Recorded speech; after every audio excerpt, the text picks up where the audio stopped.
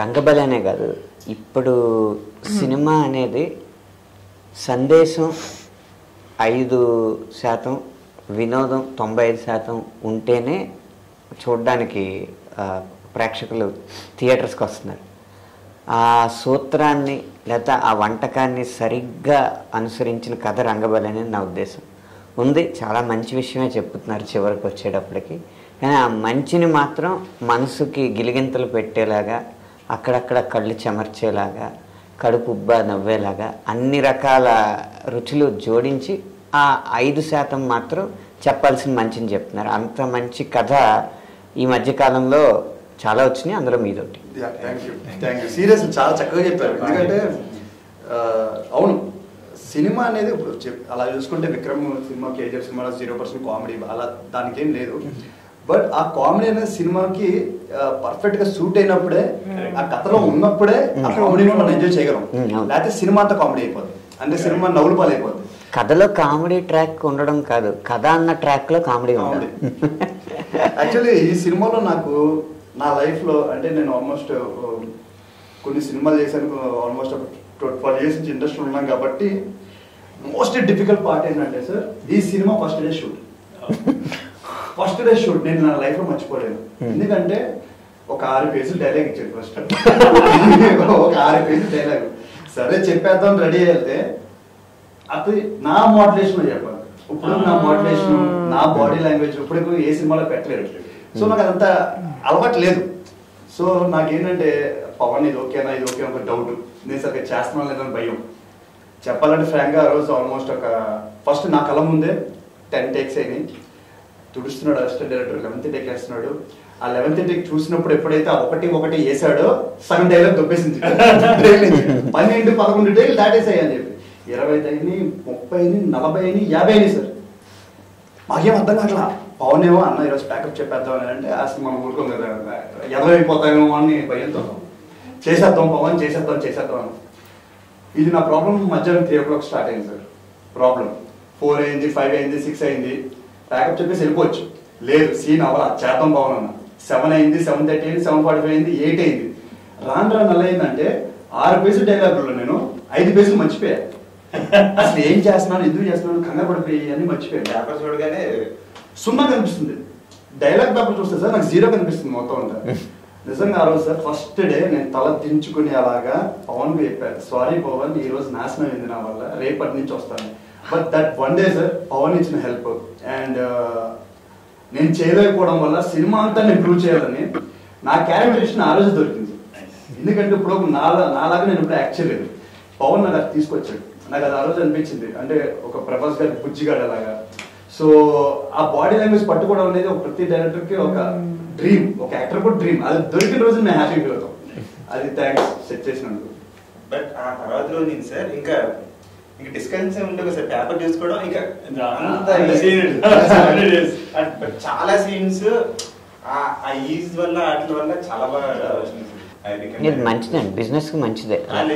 అదే డైరెక్టర్ హీరోని పొగడడం, hero director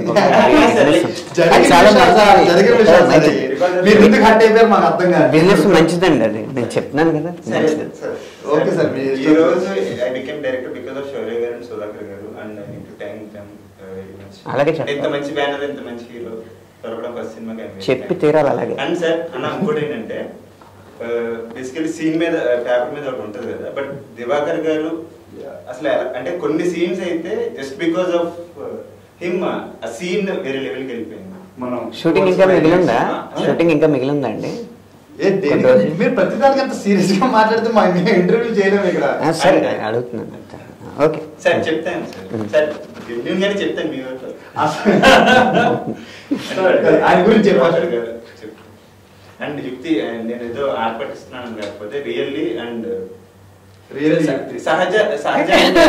సహజాని character చూసినప్పుడు లైక్ ఫోటో చూస్తున్నప్పుడు ఒక వైట్ చుడిదార్ ఆరెంజ్ ఎల్లో చున్నీ సంథింగ్ ఫోటో చూడగానే ఐ థాట్ సహజ అంటే మీకు ఫస్ట్ వచ్చిన వాట్ యువర్ థాట్ అంటే ఫస్ట్ మీకు రంగబలి అని వెంటనే మీకు గుర్తొచ్చే మనుషులు, గుర్తొచ్చే ఇన్సిడెంట్స్, మీరు ఎక్స్పెక్టేషన్స్.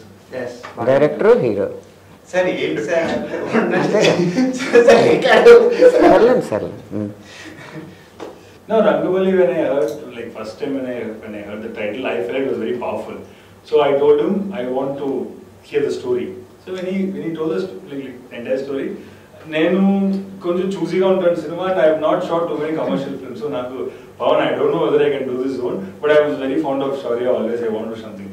బట్ మన పవన్ కథ ఎలా చెప్పాడో sir, while he was narrating, there was a lot of moments it made me laugh, a lot of moments I felt very heavy, like especially that one scene between you and father.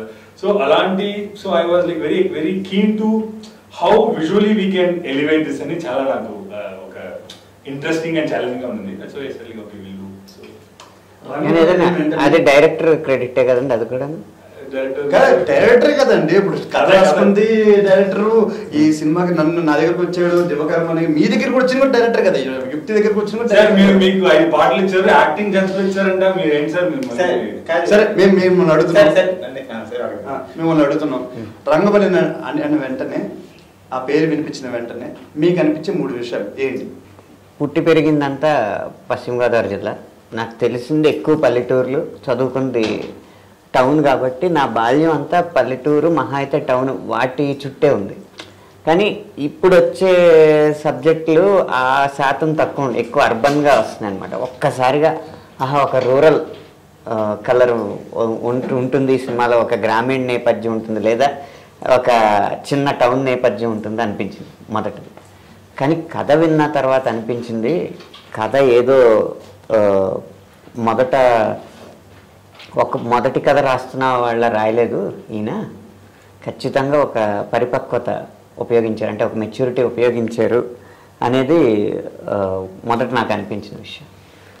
తర్వాత dialogues చూస్తుంటే ఎందుకు డైరెక్టరే డైలాగులు రాస్తున్నాడు అన్న ప్రశ్నకి నాకు సమాధానం ఏంటంటే, ఆ కథలోనే డైలాగ్స్ ఉన్నాయి, కథకి కొత్తగా ఎవరు డైలాగులు రాయాల్సిన అవసరం లేదు, అది అనిపించింది. ఆఖరిగా ఒక ప్రశ్న అడుగుతున్నాను అందరినీ, బాగానే ఉంది సినిమా, బాగుంది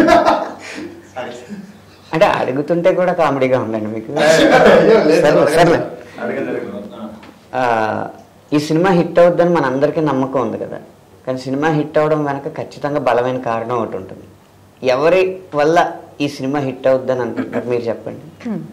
నాకు తెలిసి శౌర్య గారి వల్ల, ఆయన యాక్టింగ్, ఆయన ఎలా ఈ సినిమాని మొత్తం ఆల్మోస్ట్ షోల్డర్ మీద పెట్టుకుని తీసుకెళ్లారు.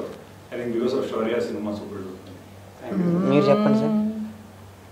ఐ థింక్ ఈ సినిమా క్రెడిట్ అంతా ఐ థింక్ నా డైరెక్టర్ పవన్కి ఇస్తాను. ఎందుకంటే అసలు ఆ కథ రాసుకున్నప్పుడే ఒక క్యారెక్టరేషన్ కానీ నన్ను బాగా మౌల్ చేసేదానికి అండ్ నన్ను బాగా ఎలివేట్ చేశాడు. సో నన్ను ఇలా చూపించినట్టుగా ఇంకొకటి ఏ డైరెక్టర్ చూపించలేదు. అండ్ క్రెడిట్ అంతా నేను పవన్కి ఇస్తాను. ఈ సినిమా డెఫినెట్లీ బ్లాక్ బస్టర్, ఆ బ్లాక్ బస్టర్ పవన్కి. నేనైతే హీరో గారు అండ్ మై ప్రొడ్యూసర్ గారు సుధాకర్ గారు, లైక్ నాకు అన్ని విషయాల్లో దే సపోర్టెడ్ నేను in terms of everything. Hero గారు, సుధాకర్ గారు ఏదంటే లైక్